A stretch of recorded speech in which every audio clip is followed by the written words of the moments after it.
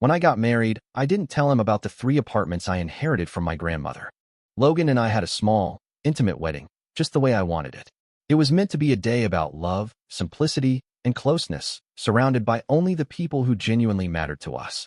My parents, a few old college friends, and Logan's side, his father Dennis, his aunt Linda, and his mother Carol. From the moment I met her, Carol had this air about her, like she walked into every room with a clipboard in her head and a budget sheet tucked beneath her smile. She was the kind of woman who complimented your shoes while calculating their retail price. Even before Logan proposed, I sensed she was someone who always had her thumb pressed hard against every aspect of his life. The weeks leading up to the wedding should have been joyful, lighthearted, maybe even a little chaotic in a good way.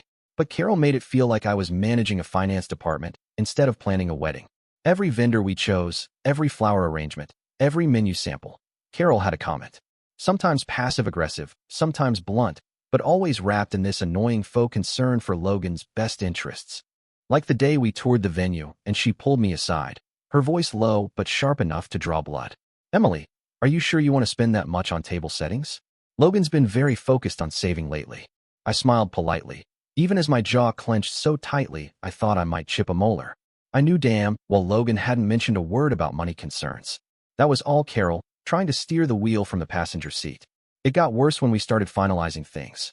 Carol insisted on seeing receipts. Yes, literal receipts, of the dress fittings, the catering costs, even the invitations. She framed it as just keeping track of things for Logan, as if I was a teenager maxing out his credit card behind his back. I tried to keep my cool, I really did. But every time I told her we had it covered, that it was none of her business, she'd nod like I'd said nothing and go straight to Logan with her little lectures. The worst part? Logan would listen. He'd say things like, "She's just trying to help," or "That's just how she is," as if being overbearing and nosy was some cute personality quirk like being clumsy or loving cats. By the time the wedding day rolled around, I had mentally prepped myself not for the vows or the cake or the photos, but for Carol. She showed up early, of course, walked straight past me without a greeting, and headed to check on the catering like she was running the show. I found her later talking to the florist, actually questioning why we were using peonies instead of roses. I had to pull her aside and make it clear, as calmly as I could, that this was my wedding, not her project. She just blinked at me, smiled in that tight way she does when she's suppressing the urge to correct someone, and said, "Of course, dear. I just want what's best for my son." I wanted to scream, but I didn't. I plastered on my smile, walked down that aisle, and married the man I loved. Carol sat in the front row, arms folded, not shedding a single tear. And I realized something, right then and there. This woman wasn't going to fade into the background now that the wedding was over. No, this was just the opening act of whatever the hell drama she had planned next. A week after the wedding, I was still surrounded by remnants of white roses and candle wax, half-full thank you cards on the kitchen counter, the guest book still open on the coffee table with someone's half-scribbled message frozen in time. I had just made tea and was settling into the couch, trying to convince myself that life was finally calming down, that the chaos of the ceremony was behind us, and I could start embracing the peace I had been craving. That illusion shattered the moment I heard the doorbell. When I opened the door, there she was, Carol, dressed in a tailored navy blazer like she was attending a business merger rather than visiting her son and daughter-in-law. Standing slightly behind her was a man I didn't recognize, mid-50s, carrying a leather-bound folder and wearing the neutral expression of someone who had been paid well not to ask questions. Without waiting for an invitation, Carol stepped inside like she still owned the place, brushing past me with the air of a woman who had better things to do than waste time on pleasantries. "We need to talk," she said, setting her bag down and nodding toward the notary like he was her personal assistant. I followed her into the dining room, still barefoot, still holding my mug, still too stunned to say anything. She placed a stack of documents on the table with a soft thud that somehow felt louder than it should have. "This," she said, sliding the folder toward me, "is the prenuptial agreement Logan should have had you sign before the wedding. Since that was clearly overlooked, we're correcting that now." I stared at the pages, not reaching for them, not moving, just watching her like she'd grown a second head. "Carol," I said, my voice quiet but firm, "we're already married." "Yes," she replied crisply, as if I were a child stating the obvious. "And that's why this is even more important. This agreement stipulates that any assets you fail to disclose, financial holdings, inheritances, property, will automatically become Logan's property in the event of separation or divorce. It's a formality, really, just protection. Standard procedure in our family." The notary said nothing, just stood there next to her with his pen ready like he was waiting for me to accept a FedEx delivery. My hands tightened around my mug. I felt my heartbeat climb into my throat, but I forced myself to stay still, to breathe slowly, to not let her see the flicker of heat building in my chest. I didn't even glance at the documents. I knew exactly what this was. Control. A power move. Carol had realized she couldn't interfere in the wedding anymore. So now she was trying to secure her influence in the marriage itself. I looked her in the eye and gave her the calmest smile I could muster. "I'm not signing anything today," I said evenly, not raising my voice, not giving her anything to twist later. Her mouth twitched, barely, but I caught it. That flash of irritation beneath the mask. "Emily," she said, her tone suddenly shifting into something silkier but just as dangerous. "This isn't about distrust. It's about responsibility. You're part of the family now, and this is how we ensure everyone is protected. I'm part of your son's life," I said, my voice like glass, "not your financial portfolio." The silence that followed felt like it was trying to smother the room. The notary cleared his throat softly, looking anywhere but at us. Carol finally reached for her bag, her movements sharp and efficient. "Fine," she said, standing. "But don't say I didn't try to be civil." As they walked out, I didn't follow them. I stayed in that chair, mug still warm in my hands, staring at the untouched stack of papers like it was a ticking bomb. I didn't feel victorious. I felt confirmed. Carol wasn't done. This wasn't the end of her involvement. It was just her opening move. Long before the wedding, before Logan ever got down on one knee in that overpriced restaurant with the view of the skyline, and the slightly too early congratulations from the waiter, I already knew I wouldn't be walking into this marriage empty-handed. My grandmother, my mother's mother, had left me something after she passed, something real, something solid, something you could hold in your hand or live inside or rent out when life got rough. 3 apartments, each in different parts of the city, each fully paid off, each signed into my name with a clarity and finality that didn't require anyone's permission or input. No mortgage, no loans, no shared deeds. Mine. It wasn't about keeping secrets. It was about keeping peace, my own mostly. When I told Grandma I'd met someone, she didn't say much at first. She just looked at me for a long moment and then asked, "Does he know who you are without all this?" That stuck with me. Because even before she left those apartments to me, even before the paperwork passed hands or the keys hit my palm, she knew. She knew the way money made people act, even the ones who claimed they didn't care about it, especially them. So I made a decision. Quiet, simple, firm. I wouldn't tell Logan. Not because I didn't trust him. At the time, I really believed I did, but because I needed to know that I was loved for who I was and not what I came with. It wasn't some test or game. It was self-preservation. You learn a lot about people when they think you have nothing to offer except your heart. The apartments weren't lavish penthouses or architectural masterpieces, but they were stable. One in a leafy suburb where young families were always hunting for rentals near schools. One near the university, always in demand by students who didn't care about scuffed floors or outdated countertops. And one in a slightly rougher part of town that had been slowly, steadily climbing the gentrification ladder. I managed the tenants quietly, hired a small property manager to handle the day-to-day maintenance, kept the income separate from my regular accounts. It wasn't glamorous, but it gave me a sense of control that nothing else in my life did. Carol, of course, had her suspicions. From the moment we started wedding planning, she would toss out questions that seemed harmless on the surface, but always carried a jagged edge underneath. "So, Emily, how are you two affording all of this? Did your family help out?" Or the time she casually asked during a brunch if I'd ever considered real estate investment as a hobby. She'd always say it with a smile, that thin, stretched thing she did when she wanted to seem warm but couldn't quite hide the chill behind her eyes. I never gave her anything, just let her talk.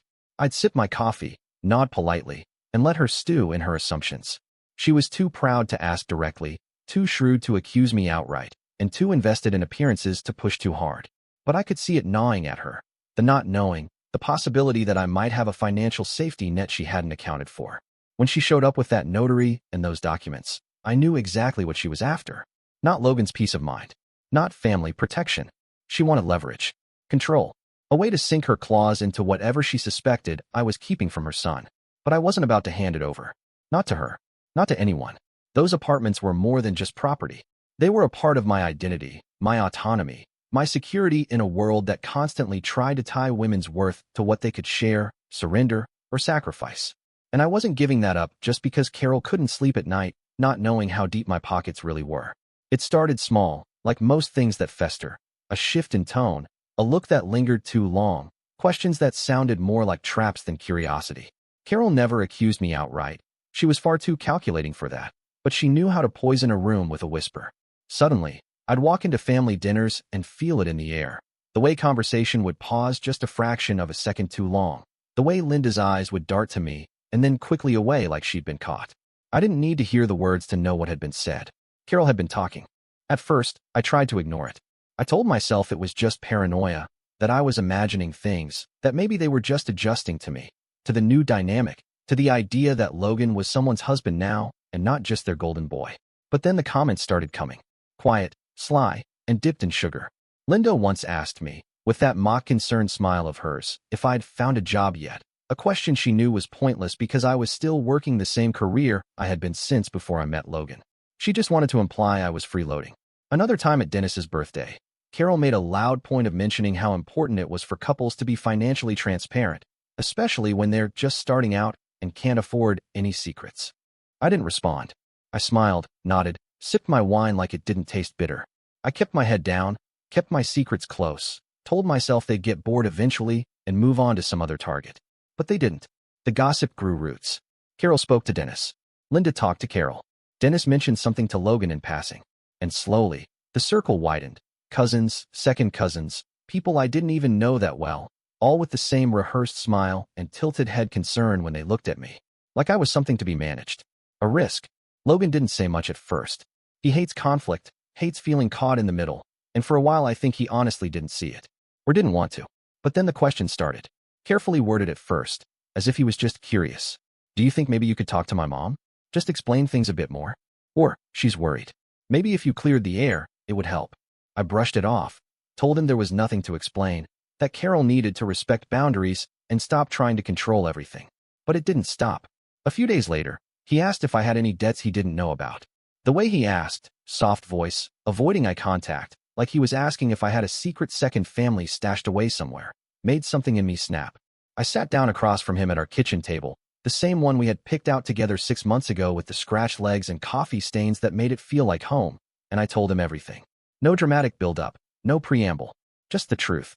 The apartments, the inheritance, the reason I kept it to myself. The decision I made long before we got serious, not out of malice or manipulation, but because I needed to protect myself from exactly this. I watched his face as I spoke. The shock, the confusion, the slow, creeping guilt. I didn't cry. I didn't raise my voice. I told him I had never lied. I had never used it against him. I had simply chosen not to offer it up as a bargaining chip. Because I wanted to be sure. Because I didn't want to spend my life wondering if I was loved or just convenient. And now, thanks to his mother, I couldn't wonder anymore. I knew. I could see the weight of it settle on him. See the realization that his silence, his neutrality, had allowed this to happen. He hadn't protected me. He'd left me alone in a den of wolves and told me to play nice. When I finished, I stood up, walked out of the room, and left him sitting there with his thoughts. I didn't want comfort. I didn't want apologies. I wanted silence, the kind I could control, the kind that didn't have Carol's fingerprints all over it. That evening felt different the moment I walked through the door. The usual tension, that quiet pressure that had been building ever since Carol's rumors began to seep through the walls of our marriage, wasn't hanging in the air like it usually was. Logan was on the couch, legs tucked up, TV remote in hand, but not watching anything. Just sitting there, silent, like he was waiting for something, or maybe dreading it. I sat down beside him without saying a word, and for a moment we just sat there, side by side, like strangers with the same last name. I didn't rehearse anything. I didn't have a speech or a plan. I just looked at him and said, I need to tell you something, and I need you to hear me all the way through before you say anything. He turned to face me, nodding slowly, his eyes steady but guarded, like he already sensed what was coming but didn't know how deep it would cut. I took a breath and began. I told him about the inheritance, about my grandmother, about the 3 apartments, the keys, the paperwork. I told him how I kept it quiet not because I was hiding something, but because I wanted to be loved as I was, not as someone with assets or fallback plans or leverage. I told him about the doubt, the fear that maybe if I'd said something earlier, everything would have looked different. But I also told him I never once thought about using any of it against him, never planned to treat it as a secret stash or a way out. It was just mine. A piece of my past I needed to hold close until I was sure it belonged in my future. He didn't interrupt, didn't flinch, just sat there, listening, his expression unreadable. When I finished, there was a long silence between us. Not the sharp, uncomfortable kind we'd been used to lately, but the heavy kind that meant something real had just shifted. He reached for my hand, laced his fingers with mine, and held on tight. "I wish you'd told me sooner," he said, his voice quiet but clear. "But I get it. I really do. And I'm not angry.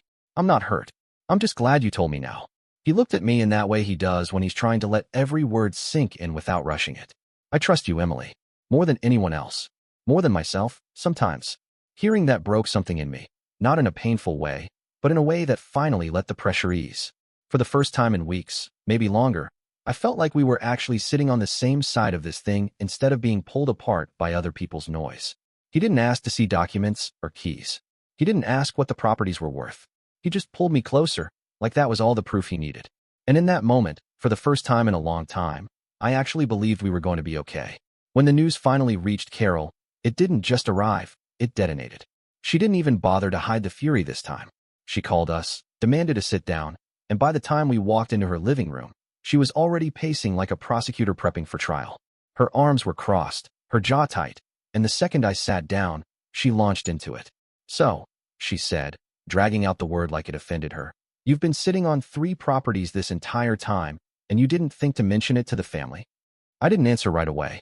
I just looked at her, calm, composed, letting her fill the space with her own bitterness. Aunt Linda was there too, of course, already perched in her usual corner like some kind of backup chorus waiting for her solo. Carol kept going, her voice rising with each sentence. "You don't think Logan deserves a share? You don't think a husband should benefit from what his wife has?" She slammed a folder of something. Who knows what? Maybe fake figures or articles she'd printed to justify herself, down on the coffee table and snapped. "At the very least, one of those apartments should be in his name. That's basic decency, Emily." Linda jumped in right on cue, her voice all syrup and venom. "You know, Emily, in real families, we share things. That's what love looks like. That's what unity means." I sat there, both of them flanking me with their thinly veiled greed, and something inside me just steadied. Not anger, not even sadness, just clarity. I looked Carol straight in the eye and said, "It's my inheritance. It's in my name. It was left to me by my grandmother, not to us. Not to the family. Not to Logan. Me. And I don't owe you anything." Her face twisted at that. Not like she'd been insulted, but like she'd been denied something she believed was rightfully hers. She opened her mouth to speak again, but Logan stepped in before she could. He didn't yell. He didn't raise his voice.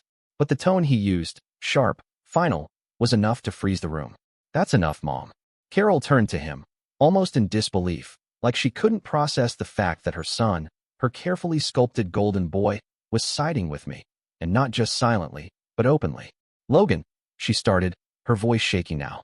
"No," he said, firmer this time. "You don't get to dictate what Emily does with something that isn't yours. You've been pushing boundaries for months. This stops now." Linda tried to chime in, some condescending comment about family unity, but Logan shut her down too with a look that spoke louder than words.